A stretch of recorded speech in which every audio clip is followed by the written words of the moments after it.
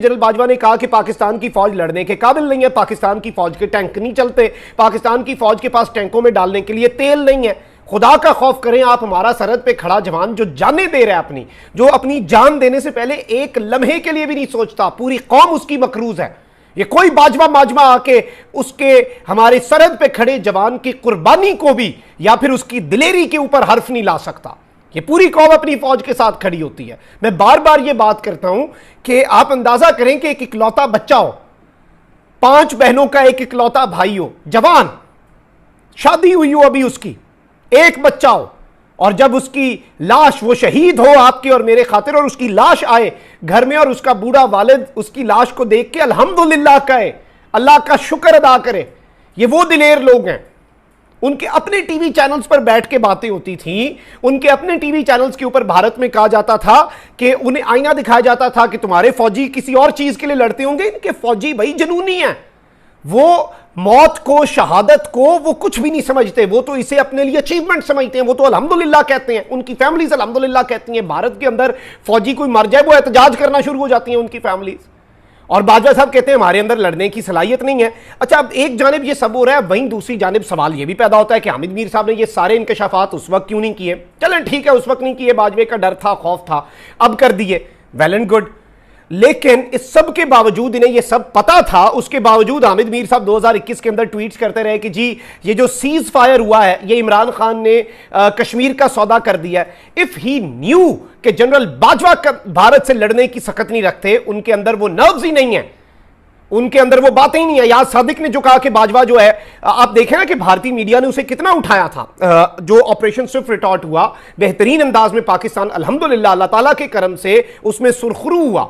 और उस वक्त आप देखें कि आपकी एयरफोर्स, मैं इसमें एयरफोर्स को क्रेडिट देता हूं, और फिर जनरल आसिफ गफूर ने जिस तरह से मीडिया वॉर लड़ी कि भारत कहने पे मजबूर हो गया आईएसआई से डरते हो, आईएसपीआर से डरो। अब उस वक्त भी जब अयाज सादिक ने कहा कि पाकिस्तान का आर्मी चीफ आया, उसकी टांगें कांप रही थी, उस वक्त आप देखें कि भारतीय मीडिया ने अपने मसले जो होते हैं ना घर के, जब वो बाहर आते हैं दुश्मन तो फिर उसका तमस्खरी उड़ाएगा, उससे आप और क्या एक्सपेक्ट कर सकते हैं। अब जी आप देख लें कि जो आपके दीगर साफी हैं वो लॉन्च हो चुके हैं, और हामिद मीर साहब भी इस सब के अंदर, अगर उन्हें पता था, बाजवे ने आके ब्रीफिंग दी थी, उसके बावजूद वो 2 साल बाद ये कहते थे कि इमरान खान कश्मीर फरोश है, इमरान खान कश्मीर का सौदा कर रहा है। ये सब कुछ इसलिए क्योंकि इस सब के अंदर इमरान खान को भी फंसाना। मैं आता हूं भारतीय मीडिया ने अब हामिद मीर वाले मामले पे क्या कहना शुरू कर दिया और किस तरह से वो चाबी चलाई है उन्होंने, और पूरा भारत हंस रहा है आप पे इस वक्त। ठंड पड़नी चाहिए अब सबके कलेजों को, और ये आपका हाल रह गया, ये आप मुंह दिखाएंगे।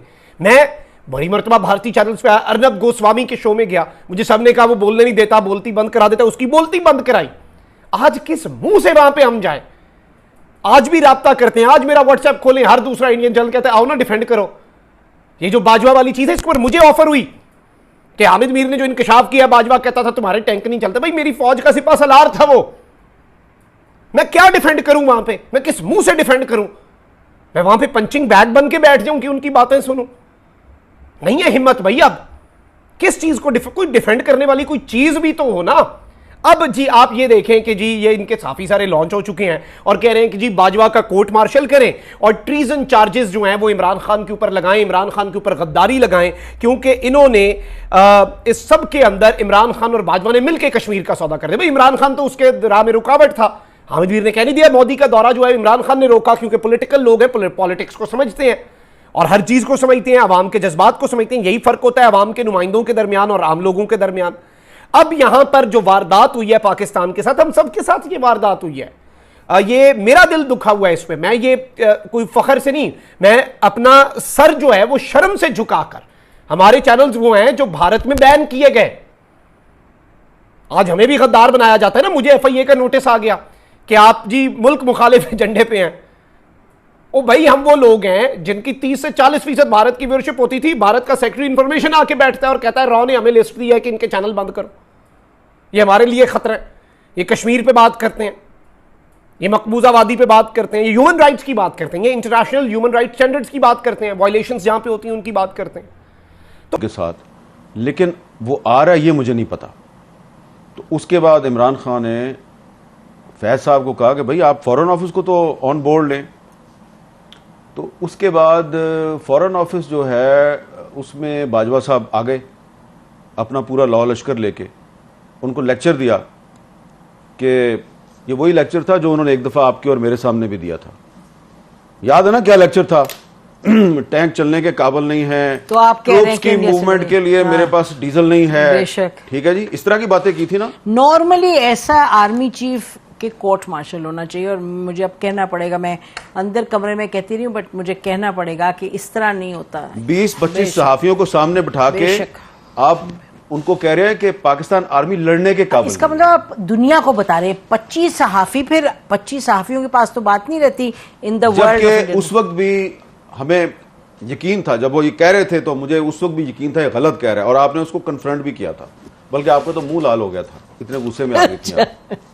ठीक है, ये GHQ वाली बात है, मुझे याद है NDU वाली बात नहीं कर रहा, नहीं एडिटोरियम की बात, एडिटोरियम जहां पे वो कोर कमांडर्स कॉन्फ्रेंस होती है, वहां बैठ के आर्मी चीफ हमें एक कहानी सुना रहा है कि जी फौज इंडिया से लड़ने के काबिल नहीं, लिहाजा हम सुलह कर लें। हमने कहा था आपने अजित डोवाल के साथ इनको क्यों भेजा था जनरल फैज को बात करने, याद है? जी। कि वो अच्छा, अब उसमें जो हमारा फॉरेन ऑफिस था उसको इन्होंने वही लेक्चर दिया जो उन्होंने आपको और मुझे दिया था। तो फॉरेन ऑफिस ने इनको कन्फ्रंट किया। शाह महमूद कुरैशी साहब जो हैं उन्होंने कमाल ये किया कि उन्होंने सिर्फ अपने फॉरेन सेक्रेटरी को नहीं बैठाया हुआ, उसने 5-6 एक्स फॉरेन सेक्रेटरी को बैठा लिया और उन सब ने कहा कि ये एक इंडिया का ट्रैप है और आप जो बातें कर रहे हैं ये हमारा जो एक पाकिस्तान का एक जो रवायती मौक़िफ़ है ये उसके खिलाफ है और ये हमारे नेशनल इंटरेस्ट से भी आपकी बात मैच नहीं करती। बेशक। बाजवा साहब बहुत गुस्से में आ गए और उन्होंने कहा कि मोदी ने अप्रैल में दौरा करना है पाकिस्तान का। अप्रैल कौन सी? 2021। यस, ठीक है जी। और ये हजम कर चुके हैं वो कश्मीर, और फिर भी जी 5 अगस्त 2019 हो चुका है, ठीक है। और बाजवा साहब जो हैं उन्होंने जनरल फैज और अजीत डोवल के जरिए मोदी का दौरा पाकिस्तान भी जो है वो उसकी डेट भी फिक्स की हुई है। तो इसलिए फिर इमरान खान साहब जो हैं उनके साथ उनके बहुत से मामलात पे इख्तिलाफात थे, तो इस मामले पे भी उनका ख्याल था कि यार ये तो बड़ी ज्यादती की है मेरे साथ, मैंने तो नोबेल पीस प्राइज लेना था कश्मीर का मसला हल करके, जनरल बाजवा ने जी, और उसके बाद एक और एक्सटेंशन भी लेनी थी। तो अब भले शाह महमूद कुरैशी साहब इस पे बात ना करें और इमरान खान साहब भी बात ना करें, लेकिन मुझे और आपको तो कभी ना कभी करनी है ना। मैंने वैसे इस पे आपकी, वैसे मैं अपने व्यूअर्स को भी बता दूं कि मैंने शाह महमूद कुरैशी साहब से ये बातें सारी पूछी, उन्होंने कंफर्म भी की, लेकिन उन्होंने कहा जब तक चेयरमैन जो है वो मुझे इजाज़त नहीं देगा तो मैं उस पर नहीं बोल सकता ना, क्योंकि ये स्टेट सीक्रेट के जुमरे में आता है। लेकिन हमें तो बोलना है, ये हमें तो अब आप इसमें ये देखें कि इमरान खान जो है वो कहता है बाजवा का कोर्ट मार्शल करें, बाजवा ने मेरी हुकूमत के खिलाफ साजिश की, मेरी हुकूमत गिरा दी, मेरे साथ ये कर दिया, मेरे साथ वो कर दिया।